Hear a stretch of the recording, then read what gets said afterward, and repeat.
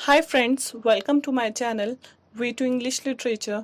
मेरा नाम है अर्शीन और आज की इस वीडियो में हम पढ़ेंगे figures of speech. Figures of speech का यूज़ करके हम एक नॉर्मल सी बात को इंटरेस्टिंग वे में कह सकते हैं और इसका मोस्टली यूज़ पोइट्री में होता है। ये है स्क्रीन पर हमारे कुछ इम्पॉर्टेंट फिगर्स ऑफ स्पीच। सबसे पहले हम बात करते हैं सिमिली की। सिमिली में हम दो डिफरेंट चीज़ को एक दूसरे से कंपेयर करते हैं, जैसे एज ब्लैक एज कोल, कोयले की तरह काला, एज ड्राई एज बोन, सूखी हड्डी की तरह, they fight like cat and mouse, ये दोनों चूहे बिल्ली की तरह लड़ते रहते हैं। जब हम सिमिली लिखते हैं तो उसमें हमें एज और लाइक का इस्तेमाल करना होता है। सेकंड है हमारा मेटाफर, जिसमें हम एक डिफरेंट चीज़ को दूसरी डिफरेंट चीज़ का नाम दे देते हैं। जैसे अगर हमारी किसी ने हेल्प कर दी तो हम उसको बोलते हैं यू आर एन एंजल। अगर ज़्यादा सर्दी पड़ गई तो हम बोलते हैं अंटार्कटिका हो गया ये तो। अगर किसी ब्रेव इंसान को हम देखते हैं तो उसको हम लॉयन बोल देते हैं। तो ये हो गया हमारा मेटाफर। सिमिली एंड मेटाफर में यही डिफरेंस है कि सिमिली में हम दो चीज़ों को कंपेयर करते हैं एक दूसरे से, लेकिन मेटाफर में हम डिफरेंट चीज़ को डिफरेंट चीज़ का नाम दे देते हैं। नेक्स्ट है हमारा हाइपरबोल, जिसमें हम बात को इतना बड़ा चढ़ा के कह देते हैं जो मुमकिन ही नहीं। जैसे आई टोल्ड यू 1000 टाइम्स, 1000 बार कहा है तुमसे। क्राइंग अ रिवर, रो रो के नदियाँ बहा देना, इसे हम हाइपरबोल कहते हैं। नेक्स्ट है हमारा ओनोमेटोपिया। ओनोमेटोपिया उन वर्ड्स को कहते हैं जो किसी भी चीज़ का एक्चुअल साउंड होता है।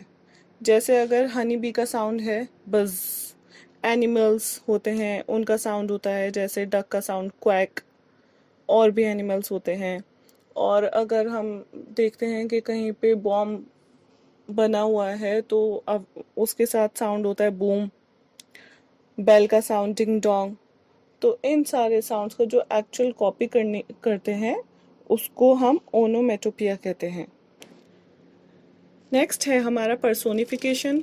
पर्सोनिफिकेशन में हम नॉन लिविंग चीज़ों का इस तरह यूज़ करते हैं जैसे उनमें फीलिंग्स हो।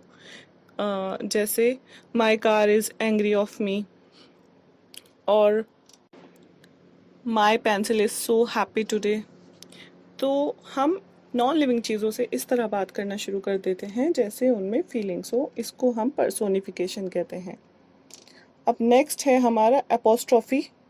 हमने बहुत दफ़ा पोइट्री में देखा है कि पोइट कभी कभी उन लोगों से बातें करता है जो कि उसके सामने ही नहीं है, या फिर मर चुके हैं, या फिर नॉन लिविंग थिंग है। यहाँ पे किसी भी नॉन लिविंग थिंग को एक लिविंग थिंग समझ लिया जाता है, एक ह्यूमन समझ लिया जाता है। अब जैसे कि इसका एग्जांपल है oh bad at last I can be with you, twinkle twinkle little star how I wonder what you are.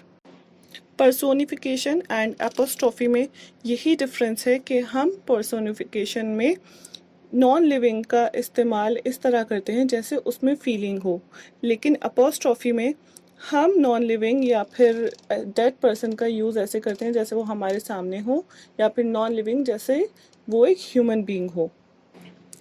Next है हमारा एलिट्रेशन। एलिट्रेशन की डेफिनेशन है repetition of consonant sound at the beginning of series of words और phrase, यानी same consonant sound का एक sentence में बार बार रिपीट होना। जैसे black bug bit a big black bear, and second Peter Piper picked a pack of pickled pepper. So इनको हम टंग ट्विस्टर भी कहते हैं। बाज़ दफ़ा हमने देखा है इंग्लिश और हिंदी में कुछ फेमस टंग ट्विस्टर भी हैं जिसे हम बोलने में बड़ा मज़ा आता है। काफ़ी दफ़ा हम अपने फ्रेंड्स को चैलेंज भी करते हैं टंग ट्विस्टर बोलने के लिए। नेक्स्ट है हमारा एसोनेंस। इसमें हम सेम वॉवल साउंड को रिपीट करते हैं। बहुत दफ़ा हम पोइट्री में देखते हैं कि हर लाइन में सेम साउंड आता है, जैसे she seems to beam rays of sunshine with her eyes of green. इसमें हम देख रहे हैं कि किस तरह से कंटिन्यू एक ई वॉवल का यूज़ हो रहा है इन लाइंस में, तो इसी को हम एसोनेंस कहते हैं। आई होप कि ये फिगर्स ऑफ स्पीच आप लोगों को अच्छे से समझ आ गया होगा। अगर आप लोगों को मेरा एक्सप्लेनेशन अच्छा लगा है तो प्लीज़ लाइक एंड कमेंट ज़रूर करें एंड सब्सक्राइब करें मेरा चैनल। मिलते हैं आपसे अगली वीडियो में। Thank you.